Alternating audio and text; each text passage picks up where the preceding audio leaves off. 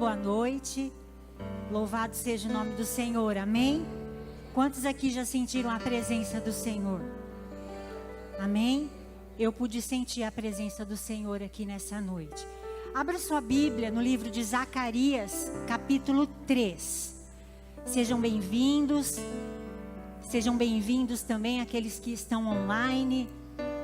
Essa casa é sua, amém? Louvado seja o teu nome. Zacarias capítulo 3, amém? Eu vou ler aqui na minha tradução e você acompanha comigo, amém? Zacarias 3, amém? Então eu vou ler aqui e você acompanha comigo. Então essa é a palavra de Deus, ela diz assim: depois disso, ele me mostrou o sumo sacerdote Josué, diante do anjo do Senhor, e Satanás à sua direita, para acusá-lo. O anjo do Senhor disse a Satanás: o Senhor o repreenda, Satanás. O Senhor que escolheu Jerusalém, o repreenda. Este homem não parece um tição tirado do fogo? Ora, Josué, vestido de roupas impuras, estava em pé diante do anjo. O anjo disse aos que estavam diante dele: tirem as roupas impuras dele. Depois disse a Josué: veja, eu tirei de você o seu pecado e coloquei vestes nobres sobre você. Disse também: coloquem um turbante. Coloquem um turbante limpo em sua cabeça. Colocaram o turbante nele e o vestiram. Enquanto o anjo do Senhor observava, verso 6. O anjo do Senhor exortou Josué dizendo: assim diz o Senhor dos Exércitos: se você andar nos meus caminhos e obedecer aos meus preceitos, você governará a minha casa e também estará encarregado das minhas cortes. E eu darei a você um lugar entre estes que estão aqui. Ouçam bem, sumo sacerdote Josué e seus companheiros sentados diante de você, homens que simbolizam coisas que virão. Trarei o meu servo, o renovo. Vejam, a pedra que coloquei na frente de Josué, ela tem 7 pares de olhos, e eu gravarei nela uma inscrição. Declara o Senhor dos Exércitos: e removerei o pecado desta terra num único dia. 10. Naquele dia, declara o Senhor dos Exércitos: cada um de vocês convidará o seu próximo para sentar-se debaixo da sua videira e debaixo da sua figueira. Amém? Pode se sentar. Esse texto, ele foi escrito por Zacarias.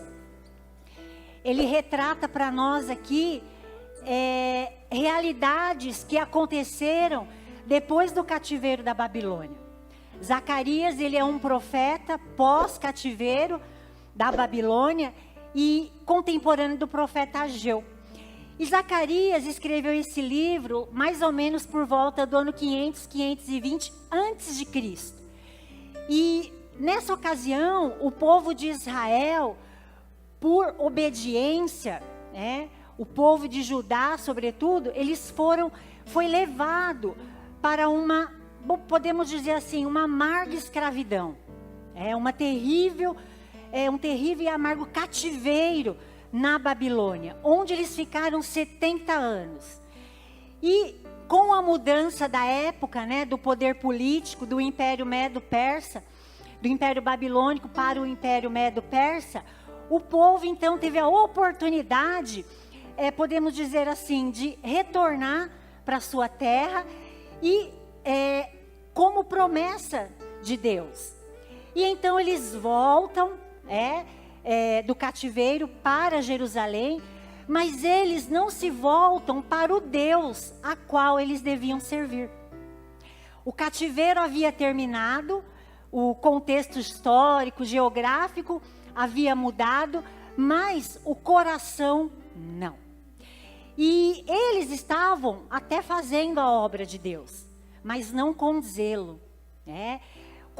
Quando ali chegaram os embargos políticos, diante da perseguição que começou ali, uma perseguição regional, a obra da construção do templo, ela foi interrompida. E os sacerdotes que tinham vindo com Esdras e com Zorobabel, mais ou menos mais de 4.000 pessoas, que voltaram para os seus campos, para as suas lavouras, e abandonaram a casa de Deus. E diz a Escritura que a casa de Deus ficou desamparada. Quando você lê, se você lê o contexto, você vai ver que havia casamentos mistos, sacerdotes casavam com mulheres que não eram do povo de Deus, e também se divorciavam com a mesma facilidade. E o culto, ele perdeu o seu vigor, perdeu o entusiasmo, a alegria. As pessoas ofereciam para Deus as sobras. Nessa época, do profeta Malaquias, quando um animal ficava doente ou cego, dilacerado por algum motivo, o povo pensava assim: vamos dar para Deus, vai morrer mesmo? Para Deus qualquer coisa serve. Traziam coisas imundas para o altar. E aí eles deixaram de ensinar a lei. E os sacerdotes, então, fizeram o povo tropeçar. E aí está escrito que esses sacerdotes se tornaram indignos diante do povo. E amaldiçoou as suas bênçãos. Mas, apesar desse quadro aí deplorável, triste, Deus promete restaurar o seu povo. A cena que nós acabamos de ler, ela fala de uma cena de tribunal. Está aqui um ofensor, o sumo sacerdote Josué, e está aqui também o acusador, que é Satanás, que apresenta publicamente os seus pecados. Porém, está aqui também o advogado, o anjo do Senhor, o próprio Senhor, que usa argumentos em sua defesa. E é interessante porque eu quero dizer uma coisa para você nessa noite, que Deus o escolheu, Deus o remiu, amém? Aqui nós vemos a decisão da justificação e a santificação. E hoje, podemos dizer que todos nós somos sacerdotes. Todos nós precisamos de restauração. Todos nós que estamos na casa de Deus. Todos nós temos livre acesso à presença de Deus. E o que interrompe a nossa comunhão com Deus é o pecado. E nessa noite, eu apelo a você, essa foi a minha oração essa semana. A sua consciência, o seu coração. Todos nós, em determinada área, nessa ou naquela, nós precisamos de restauração.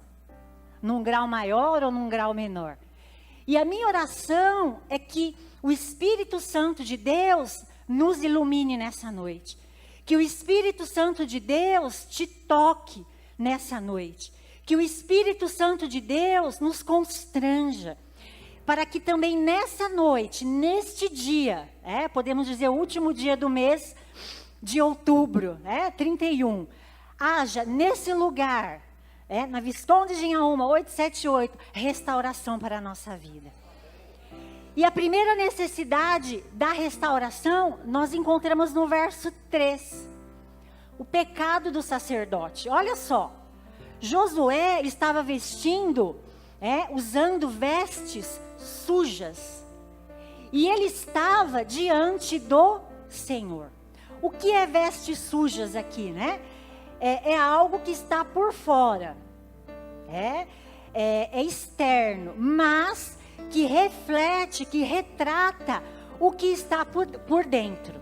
Ou seja, Deus não se contenta apenas com que eu e você venhamos a este lugar, a esta casa, apenas para prestar um culto público, porque Deus está olhando como estamos vestidos. E eu não estou falando da sua roupa de grife, eu não estou falando da sua roupa que você escolheu para vir para o culto hoje, eu não estou falando dessa roupa. Eu estou falando das vestes que são expressão do seu coração. Como que elas estão? Que trajes te cobrem nesta noite? Que trajes, nos cobrem nesta noite? Como que está a sua vida? A Bíblia diz que Josué estava trajando roupas sujas. E ele estava vivendo de uma maneira indigna.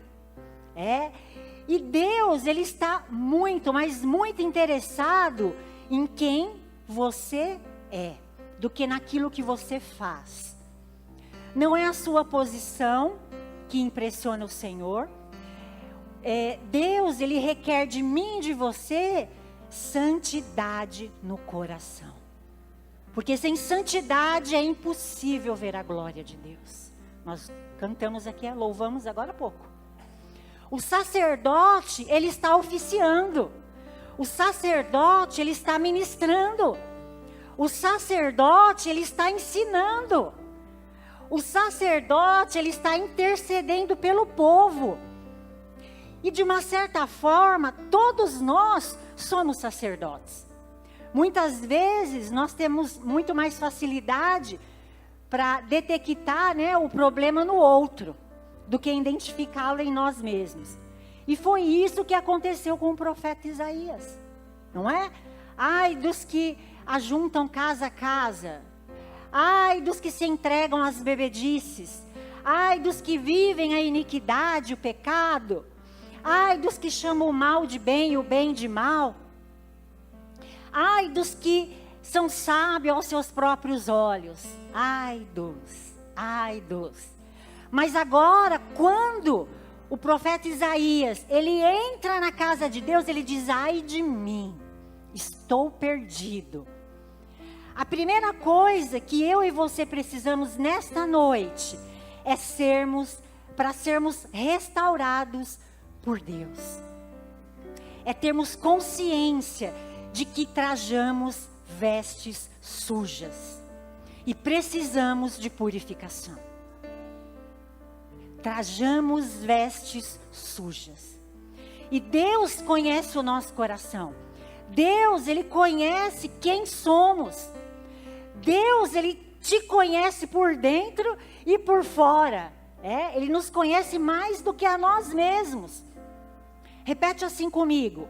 Em todo tempo, sejam alvas, limpas as tuas vestes, as minhas vestes, e que nunca falte o óleo sobre a minha cabeça. É uma ordem. Essa palavra de Deus, Ele ordena. É uma ordem de Deus para nós. Segunda coisa que por que nós precisamos de restauração, é por falta da autoridade espiritual. Olha o verso 5. Disse-lhe eu, ponha-lhe um turbante limpo sobre a cabeça. A ideia de turbante aqui é de autoridade. Porque o pecado, ele lança o opróbrio, ele tira a autoridade. O pecado, ele tira a autoridade, ele tira a unção. Ele nos desqualifica, como sacerdotes de Deus. O pecado tira de nós a autoridade espiritual. E era exatamente isso que estava acontecendo com Josué. Não só as vestes dele estavam sujas, retratando o que estava dentro do seu coração, mas o turbante também não estava limpo. Significa que ele tinha perdido a autoridade espiritual. Eu creio que é a pior coisa na nossa vida, é nós perdermos a intimidade com o Senhor, com Deus. perdemos o brilho de Deus, a alegria de Deus, o brilho da face de Deus. Terceiro, por que ele precisava de restauração? Por causa da oposição de Satanás. Olha lá o verso 1. Deus me mostrou o sumo sacerdote Josué, o qual estava diante do anjo do Senhor, e Satanás estava à mão direita dele para se lhe opor. Presta atenção.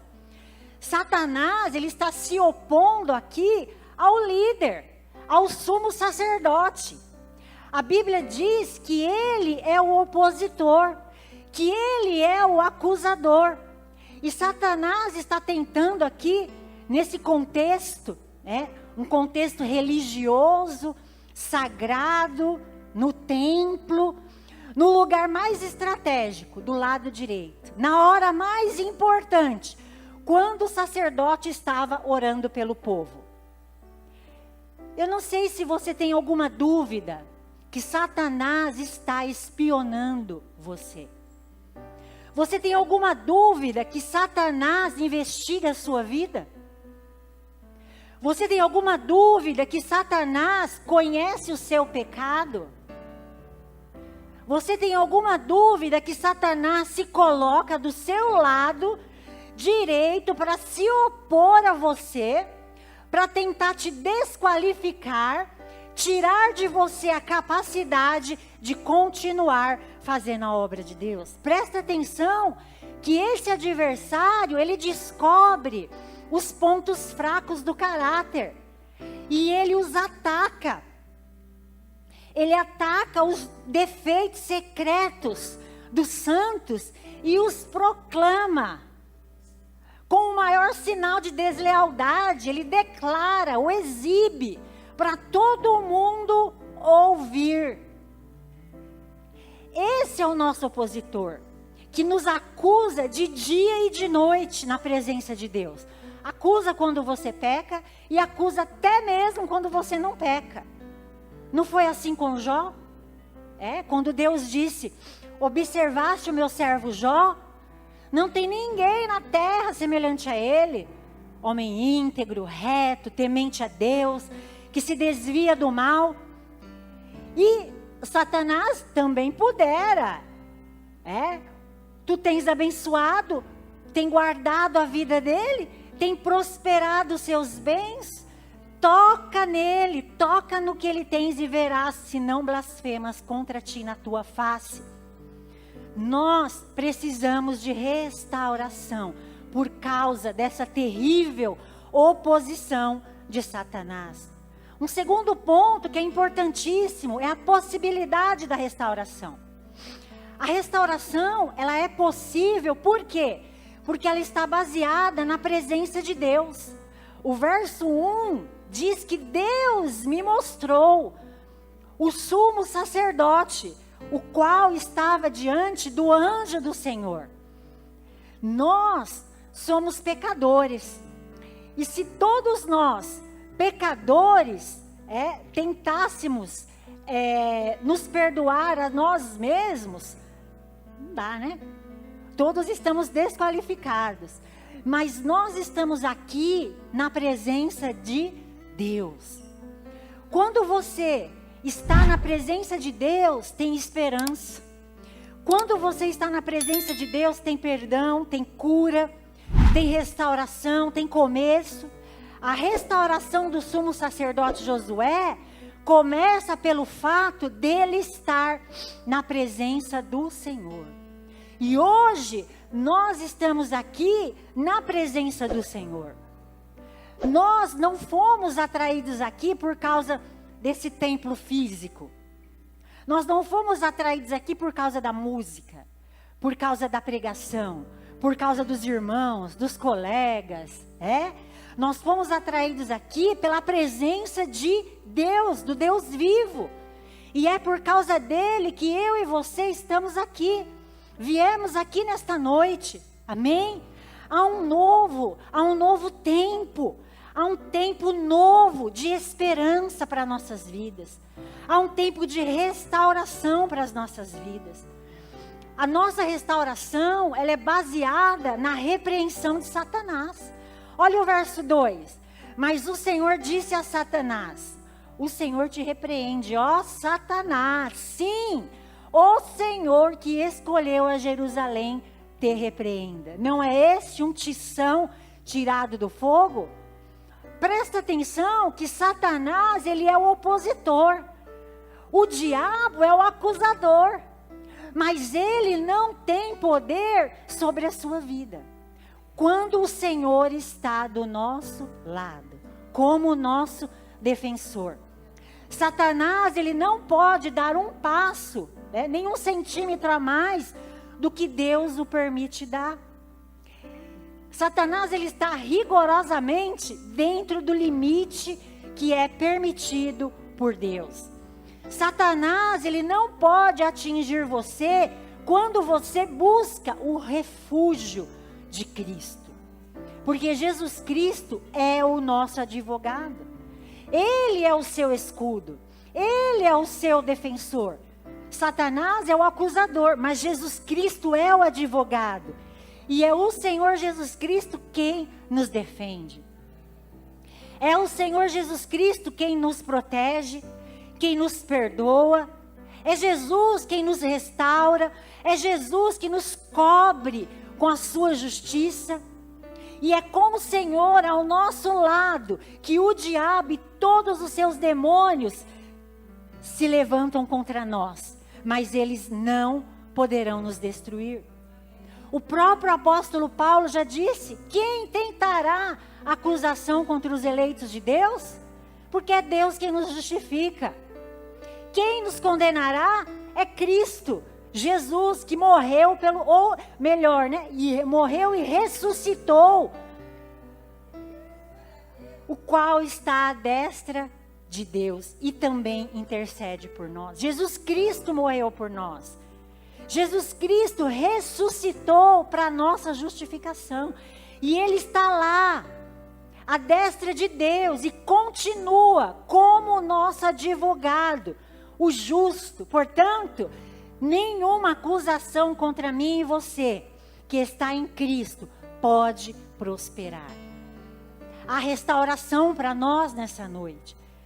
A restauração, ela é baseada na graça de Deus. O verso 2 ainda, o Senhor te repreende, Satanás. Sim, o Senhor que escolheu a Jerusalém. Irmãos, que verdade é essa? Sabe por que a restauração para você? Porque o diabo, ele não pode prevalecer contra a sua vida. Porque Deus escolheu você. Escolheu você na eternidade. Deus escolheu você antes que houvesse mundo. Deus já havia colocado no coração dele em você. Antes que as estrelas brilhassem no firmamento, Deus já havia amado você com um amor eterno. Por que Deus escolheu você? A mim, o povo. Deuteronômio nos responde, diz assim, que o Senhor não se agradou de vós, nem vos escolheu porque fosse mais numerosos do que todos os outros povos, porque era menos numeroso do que qualquer outro povo. O verso 8, Deuteronômio 7.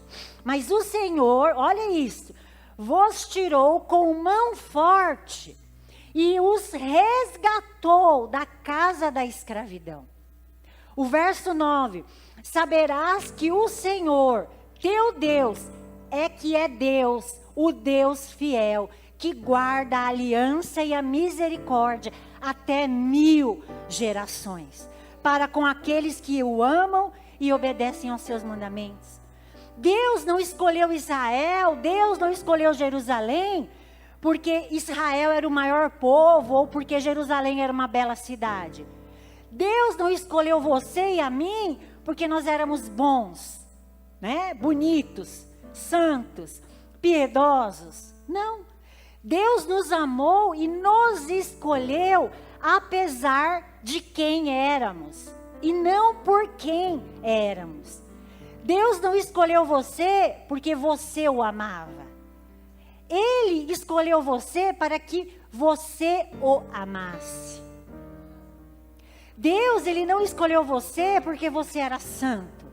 Ele escolheu você para ser santo. Deus não escolheu você porque você praticava boas obras. Ele escolheu você para praticar boas obras. Deus escolheu você por causa do amor dele. E não por causa do seu amor por ele.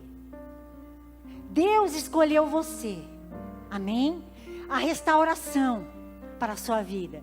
Deus, Ele não vai descartar você. Deus não vai jogar você fora. Deus não vai jogar você no lixo. Deus não vai abandonar você, porque Ele te escolheu. Ele vai completar a obra, né? Esta obra em você, até o dia de Cristo Jesus. Por que que a restauração é possível? Porque ela é baseada no resgate. Olha o verso 2. Que o Senhor que escolheu Jerusalém te repreenda. Este homem não é um tição tirado do fogo? Quem já viu fogão a lenha? Quem tem roça, já morou? Você coloca lá a comida e ela fica, mesmo que depois você termina de cozinhar, fica lá, não fica? E Deus olha aqui para o sumo sacerdote Josué e diz assim: olha aí, um tição tirado do fogo. Quem dá valor para um tição tirado do fogo? Que valor ele tem? Que beleza ele tem? Que nobreza? Deus tirou você e a mim da fornalha do pecado, sujos, cheio de fuligem. Mas assim mesmo, como nós estávamos, ímpios, fracos, pecadores, Ele foi lá com a mão forte e nos resgatou, nos arrancou da escravidão, das entranhas da morte, e nos redimiu. Não porque nós éramos bonitos, porque nós tínhamos virtudes, porque nós éramos bonzinhos, piedosos. Nós fomos arrancados da fornalha como um tição de fogo, sujo de fuligem. E Deus nos resgatou, portanto, se Deus nos resgatou, Ele não vai nos destruir. Ainda que você não tenha valor nenhum para o mundo, para Deus você tem um imenso e infinito valor. Porque Ele resgatou você. Ele comprou você por um altíssimo preço. O sangue do seu próprio Filho.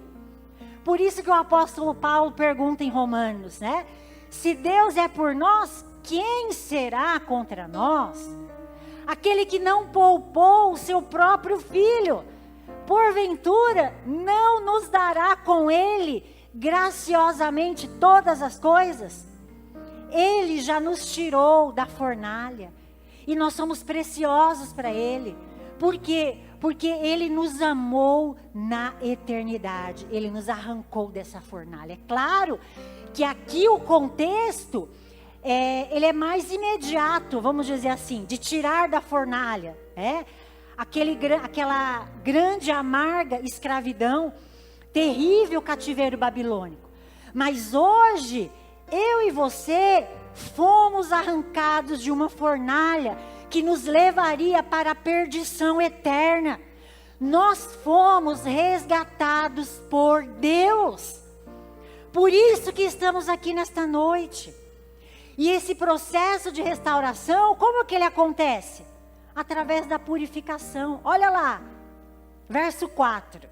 Tomou este a palavra e disse aos que estavam diante dele: tirai-lhes as vestes sujas. Nós estamos aqui na presença de Deus. E no momento que Deus diz o seguinte: as suas vestes estão sujas, não continue com essas vestes. As suas vestes estão sujas, não continue com elas. Eu, Alessandra, eu não tenho permissão para continuar vivendo na mesma prática do pecado, que o próprio Deus me convenceu que eu estou fazendo. Eu não posso dar munição ao acusador. O fato de Alessandra, ter um advogado, um defensor, não me isenta da responsabilidade, da necessidade das vestes sujas serem tiradas. É uma ordem, e a ordem foi essa: tira as vestes sujas. Que tipo de vestes sujas você está usando nesta noite? Pensamento, palavras, atitudes, práticas, vícios, pornografia, manias. O que é que você precisa tirar que está fedendo, que está sujo, que está mal cheiroso, que precisa ser despojado, tirado da sua vida? Que tipo de prática você tem ostentado na sua vida e que o diabo está acusando você? E agora Deus diz para mim e para você: é preciso tirar isso. Vocês se lembram de Jacó? Alguns domingos atrás aí, eu preguei sobre Jacó até. Quando Deus ordena para Jacó subir para Betel, Deus, depois de uma grande tragédia que aconteceu na vida, na família dele, os filhos dele praticaram uma chacina na cidade de Siquém. E aí agora Deus diz assim: Jacó, suba para Betel. Mas Jacó, primeiro, tira as vestes sujas. Limpa as mãos, Jacó. Tira os ídolos da sua vida. Começa vida nova. É um novo recomeço, Jacó. E diz a Bíblia que Jacó, quando ele sobe para Betel, ele ergue um altar, e ele chama aquele altar de El Betel, que é o Deus da casa de Deus. Às vezes, a gente vem somente para a casa de Deus, mas é necessário que quando nós estamos aqui, a casa de Deus, você tenha um encontro com esse Deus, que é o Deus da casa de Deus. É esse Deus que é santo, e Ele requer que as nossas vestes estejam limpas. Não é somente tirar as vestes sujas. Olha o verso 4. Tira as vestes sujas. A Josué disse: eis que tenho feito que passe de ti a tua iniquidade, e te vestirei de finos trajes. O que significa isso? Na linguagem bíblica, sempre que alguém está vestindo com trajes finos, com roupas de linho fino, alvo, branco, está tratando da justificação. É quando o sangue de Cristo que nos limpa, que nos cobre. É quando Deus olha para mim e para você e Ele não vê mais sujeira. Você foi coberto. Você não tem mais sujeira diante de Deus. A sua roupa suja foi tirada. E você foi coberto com uma nova roupa, limpa, alva, pura. Deus não apenas nos despoja, mas Ele nos limpa do pecado. Mas Deus, Ele nos cobre com a justiça do seu Filho, Jesus Cristo.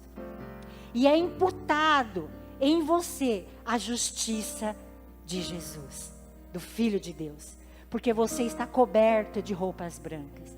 É por isso que ninguém pode entrar no banquete de Deus sem trajar roupas brancas. Diz que a palavra, diz o Senhor Jesus, que essas roupas brancas não são virtudes nossas. não são obras nossas. Essas roupas brancas que equipam você e eu a entrar no grande banquete da graça, que são as vestes alvas da justiça de Cristo, que deve cobrir eu e você. Como aquele santuário, né, que foi coberto de ouro puro, mesmo sendo feito de madeira, de acácia. Agora, você é coberto com a justiça de Cristo.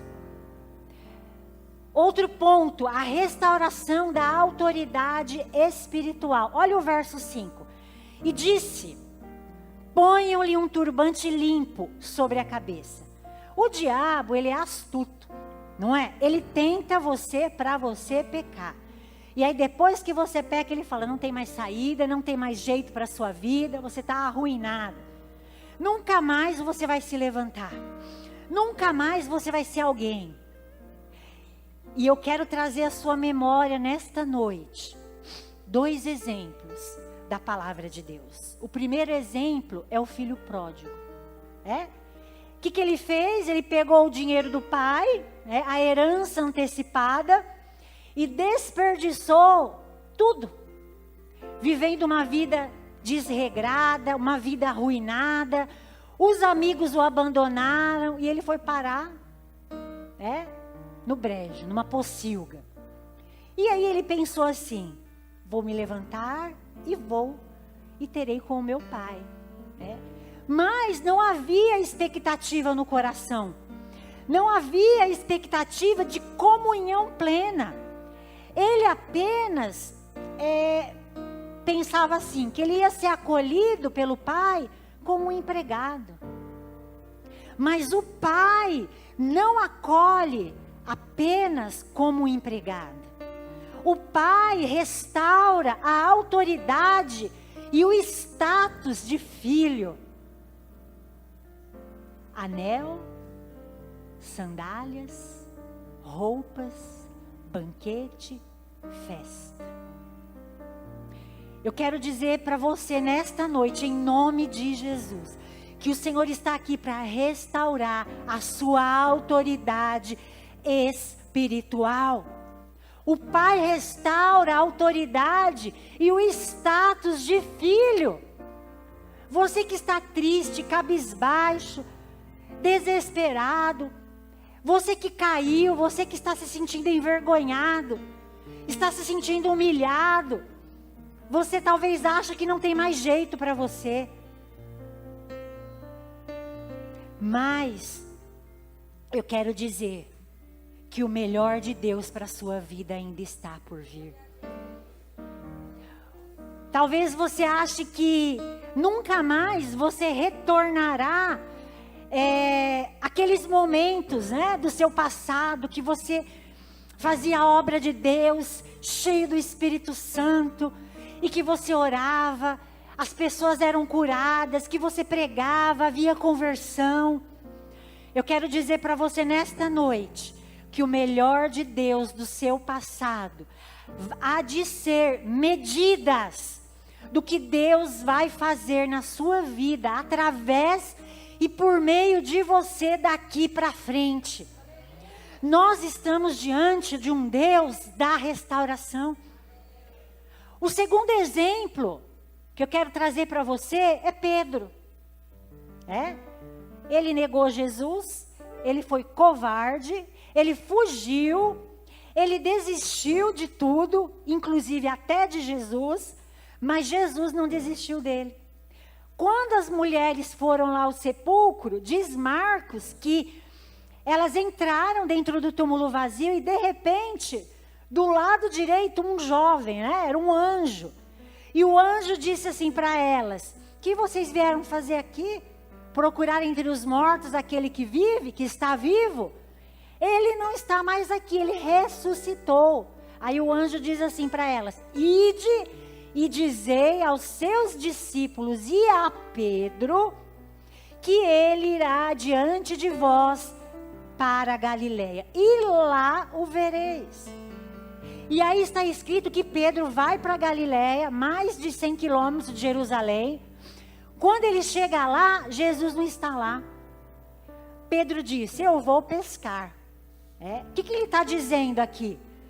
Está dizendo o seguinte, irmãos, eu vou voltar para a minha vida, para a minha velha vida.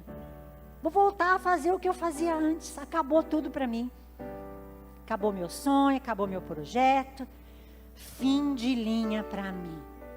Mas naquele dia, Jesus aparece a Pedro de madrugada, faz uma fogueira na praia, para relembrar Pedro, a geografia da sua queda, para dizer para Pedro, eu vou levantar você.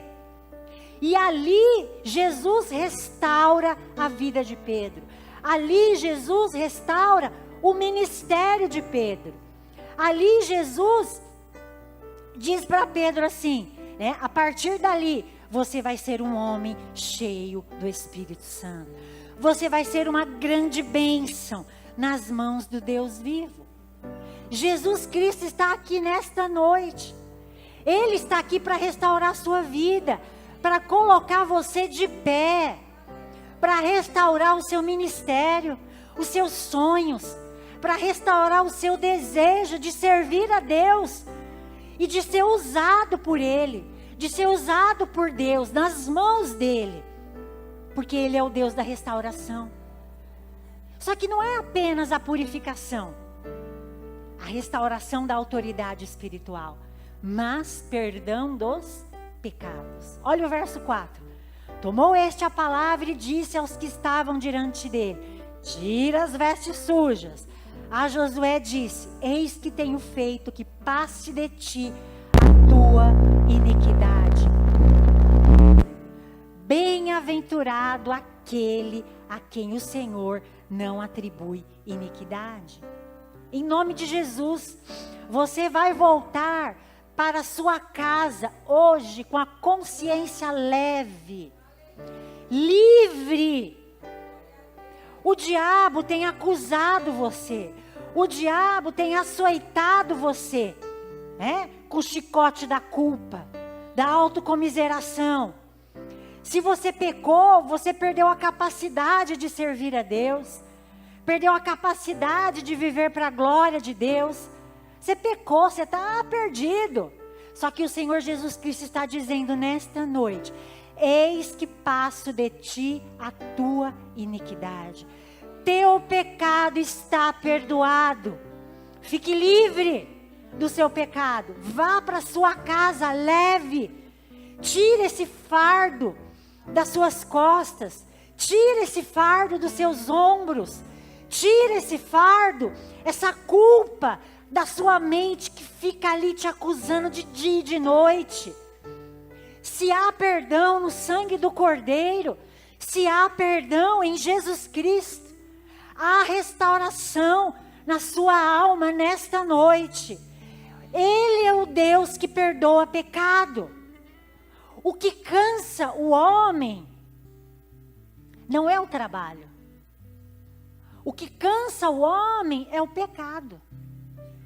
O trabalho, ele renova as nossas forças. Quanto mais você trabalha no reino de Deus, mais animado você fica. Quanto mais Deus usa você, mais leve você fica. Mas o pecado cansa. O pecado baixa a sua crista. O pecado, ele deprime, ele aflige, ele atormenta, ele tira a sua alegria, a alegria da sua alma, o brilho dos seus olhos. Eu e você não podemos nos limpar a nós mesmos. Você não pode perdoar a você mesmo. Mas hoje Jesus está aqui e Ele perdoa pecado. Jesus é poderoso para fazer passar de você o seu pecado. Ele perdoou Davi. E olha que Davi, ele perdoou a mulher adúltera, pecadora. Ele perdoou a mim. Ele perdoou a você. Ele está aqui nesta noite para restaurar a nossa sorte. Algumas implicações disso, né? Primeiro, as condições para a restauração. andar nos caminhos de Deus. O verso 7 diz assim: diz o Senhor dos Exércitos: se andares nos meus caminhos e observares os meus preceitos. A Bíblia diz que o Senhor espera de nós arrependimento e frutos dignos de arrependimento. Não é arrependimento e depois novamente arrependimento, arrependimento, arrependimento. É arrependimento e frutos dignos de arrependimento. É hora de você e eu assumirmos um compromisso, uma aliança com o Senhor. Senhor, eu quero andar nos teus caminhos. Eu quero observar os teus caminhos, os teus preceitos. É uma mudança de rumo. É uma nova postura, é uma nova direção. Qual o resultado dessa restauração? O verso 7. Também tu julgarás a minha casa e guardará os meus átrios. Significa que Deus nos dará a autoridade para exercermos o nosso ministério. E então seremos instrumentos nas mãos de Deus. E te darei livre acesso entre estes que aqui se encontram. Acesso à presença de Deus, intimidade em Deus, deleite, vida íntima com o Senhor. Quando você é restaurado, você entende que não tem mais constrangimento, não tem mais barreira, não tem mais muro, não tem mais obstáculo. Você tem prazer, você se deleita em Deus, você se deleita na palavra de Deus, de estar na casa de Deus. Você tem prazer em adorar a Deus, porque a comunhão com Deus é restaurada. A comunhão é restituída a você. E aí o verso 10 diz que naquele dia o Senhor dos Exércitos, cada um de vós convidará o seu próximo para debaixo da vide e para debaixo da figueira. O que ele está dizendo aqui? Ele está dizendo isso porque no verso 8 ele diz assim: eu trarei o meu servo, o renovo.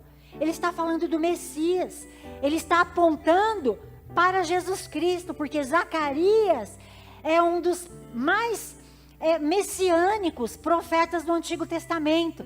E ele está dizendo aqui que quando você e eu estamos na presença de Deus, tem descanso, tem comunhão. Amém? Porque você está à sombra do Onipotente. A sua vida é restaurada e você é usado por Deus para restaurar outras pessoas. Porque para que haja grande deleite, comunhão na presença de Deus, Deus restaura a sua vida. O Senhor está aqui nesta noite. Ele é poderoso para salvar e Ele é poderoso para perdoar e para te restaurar. Em nome de Jesus, eu quero orar por você nessa noite. Você que precisa de restauração. Qual é a área da sua vida que você precisa de um toque da graça de Deus? Que tipo de veste você está trajando que você precisa tirar? O que é que você está fazendo? Aquilo que você está vendo, aquilo que você está, aonde você está andando, onde você está colocando os seus pés, as suas mãos, o que você está ouvindo, aquilo que está tomando conta do seu coração, o que precisa ser tirado da sua vida hoje. É hora de você se despojar disso. É uma ordem. Em todo tempo, sejam alvas as tuas vestes. Em todo tempo, nunca falte o óleo sobre a sua cabeça. É uma ordem. Diz o Senhor, Ele não quer mais roupa suja. Senhor, eu quero roupas limpas, alvas, Senhor. Não quero mais turbante sujo. Eu não quero mais viver envergonhado, cabisbaixo. Restaura a minha autoridade, Senhor. Restaura a minha alegria. Ô Senhor, faça passar de mim a minha iniquidade. Perdoa. Repreende Satanás que me acusa. Afasta de mim o adversário, o tentador, o acusador. Senhor, eu quero estar na tua casa. Eu quero me deleitar na tua presença. Restitui, Senhor, a alegria da salvação. Se você hoje anseia, deseja por isso, se você entendeu essa palavra, eu quero pedir em nome de Jesus que você fique em pé, onde você estiver. E eu quero orar por você, em nome de Jesus. Que você passe pela cruz nesta noite. Passe pela cruz nesta noite. A palavra de Deus diz assim que tudo o que vocês pedirem em oração, creiam que já o receberam e assim sucederá. Quando foi que o Senhor ele restaurou a minha sorte? Quando o Senhor restaurou a sorte de Sião, não é? Os Salmos. Nós ficamos como quem sonha, é o que a palavra diz. Então a nossa boca se encheu de riso e a nossa língua de júbilo. Entre as nações se dizia: grandes coisas o Senhor tem feito por eles. Com efeito, grandes coisas tem feito o Senhor por nós. Por isso estamos alegres. Amém? Feche os seus olhos nesta noite. Em nome de Jesus. Ó Deus. Senhor, nós estamos aqui nesta noite. E eu te peço, Senhor, restaura aqui, Senhor, uma raça de sacerdotes. Ah, Deus, aqui está a tua igreja. Aqui está o teu povo. E o Senhor conhece a nossa vida. O Senhor sabe, Deus, quantas vezes nós, a semelhança do sumo sacerdote Josué, nós temos pecado contra ti. Nós temos nos levantado para fazer a tua obra com roupas sujas, com turbante contaminado. E o que eu te peço nesta noite, perdoa-nos, Deus. Restaura-nos, ó Pai. Faz passar de nós a nossa iniquidade. Traz sobre nós um tempo novo, um tempo de refrigério, de restauração. Traz a alegria da salvação, Senhor. Oh Deus, nós estamos aqui na tua casa, fazendo a tua obra. Ah, Deus, com autoridade, com graça, com poder, com unção do teu Espírito Santo.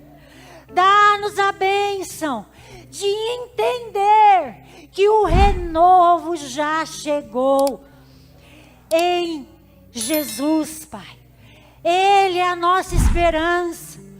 Jesus Cristo é a nossa alegria. Jesus é o nosso resgatador. Jesus é a nossa esperança. Jesus é o nosso restaurador. A tua palavra diz: eu restaurarei o exausto e saciarei o enfraquecido. Ah, Senhor, faz resplandecer nesta noite sobre nós o teu rosto, para que sejamos salvos. Ah, Deus, o Senhor mudou a nossa sorte. O Senhor mudou, Deus, a sorte de Jó, quando ele orava pelos seus amigos, e o Senhor deu a ele tudo em dobro do que ele possuía. Oh Deus, o Senhor Jesus é aquele que perdoa os nossos pecados. E nesta noite, na tua presença, nós podemos nos assentar deleitosamente, para termos um tempo de refrigério com o Senhor e com os nossos irmãos. Ah, Deus, eu sei que tudo o Senhor pode fazer, todas as coisas, e nenhum dos teus planos podem ser frustrados. Restaura, Senhor, a nossa sorte nesta noite. Restaura a nossa sorte. Ah, Deus, glorificamos o teu nome, Senhor, nesta noite, na vida do teu povo, em nome de Jesus. Eu sei que tudo podes, o Senhor pode fazer todas as coisas. Nenhum dos planos do Senhor podem ser frustrados. Restaura a nossa sorte nesta noite. Restaura a nossa sorte. Ah, Senhor, nos dá dupla honra. Oh, em nome de Jesus, aplica em nós, Senhor, esta palavra. Aplica na nossa vida esta palavra, Senhor. Oh, Deus, em nome de Jesus. Em nome de